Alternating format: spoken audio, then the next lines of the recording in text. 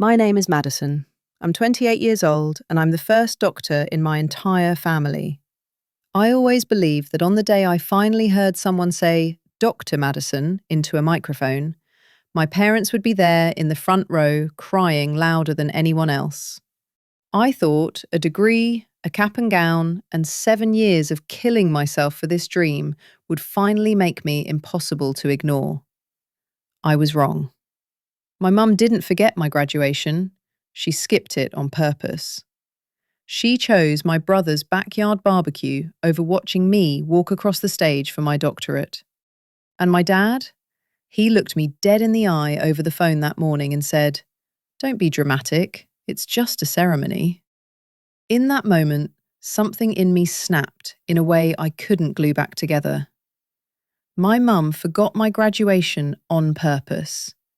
They chose my brother's barbecue over my doctorate. Dad said, "Don't be dramatic."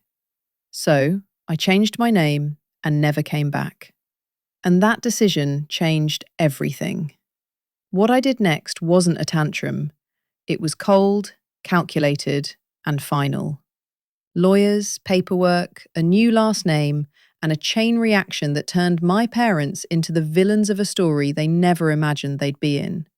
Today they say I destroyed the family. But when they were laughing over burgers while I crossed that stage alone, they didn't care that they were destroying me. Before I tell you exactly what my dad said in that call and how walking away and changing my name blew my whole family apart, tell me, what time is it where you are and where in the world are you watching from? I want to see how far a story about choosing yourself over your own family can travel. Graduation morning, I woke up before my alarm, heart pounding like it was in a race I hadn't trained for. For a few seconds, I just lay there in the half dark, staring at the ceiling and letting the quiet pretend everything in my life was normal. Then the reality hit. This was it. 7 years of no sleep, vending machine dinners, panic attacks before exams, and second-guessing every life choice I'd ever made were all supposed to pay off today. Today was the day I'd finally hear someone say Dr. Madison Carter through a microphone in a big, echoing hall. In my head, I'd replayed that moment 1,000 times. Every version of it had the same details. My mum in the front row, mascara streaked from crying. My dad taking way too many pictures on his phone, zooming in too close and cutting off the top of my cap. Both of them standing up before anyone else when my name was called. My brother rolling his eyes and pretending not to care, but secretly bragging later. That fantasy was my fuel. I clung to it whenever I was so exhausted I couldn't see straight. I told myself, they'll be there when it counts. They have to be. I got dressed slowly, almost ritualistically. Shower, pressed shirt, the black gown that still felt like a costume. I smoothed invisible wrinkles over and over, like I could iron out years of being background noise in my own family. I pinned the cap, adjusted the tassel, then stepped back from the mirror and tried to see myself the way I hoped my parents would see me. First doctor in the family, the one who made it, the proof that all their sacrifices meant something. I'd even spent an embarrassing amount of time decorating the top of my cap with neat white letters. First doctor in the family. It was supposed to be cute, a little proud, a little funny. Looking at it that morning, it suddenly felt like a question. First doctor in the family. Does the family even care? Before I could spiral, my phone buzzed on the nightstand. "Mum," the screen said. Relief flooded me so fast I almost laughed.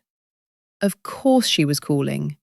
Of course they were already in the car arguing about parking and complaining about traffic. I answered with a smile already in my voice. "Hey, are you guys on your way? If you left early, you should still get pretty good seats." They said the sweetie, "Listen." Her voice cut through mine, bright and too light, like she was about to cancel lunch plans. Not something that only happens once in a lifetime. We mixed up the dates. My brain just stalled. What? Your brother's barbecue is today. She rushed on like she had to get it all out before I could interrupt. We already invited everyone. There's tons of food. Your father's been marinating the meat since yesterday. It's a big thing for him, and for your brother's business with clients coming and all that. We can't just cancel. It would be rude. I blinked at the wall for a second, not sure if I'd actually heard what I thought I heard. You're not coming, I said slowly, to my doctor at graduation. There was a pause, then she let out that sigh I knew too well. The one that said, "You're making this harder than it has to be. We'll make it up to you," she said. "We'll have a nice dinner next week. We'll dress up, take pictures with your diploma. We'll post them. It's the same thing. This way, your brother doesn't lose face with his clients." My grip tightened on the phone.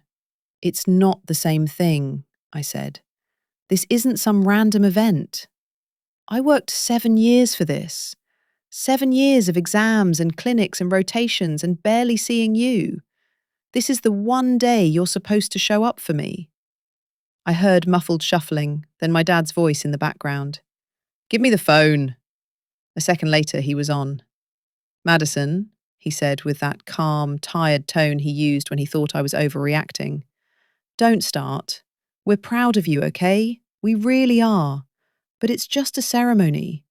They say your name, everyone claps, you walk, it's over. You already accomplished the hard part. You know, we support you."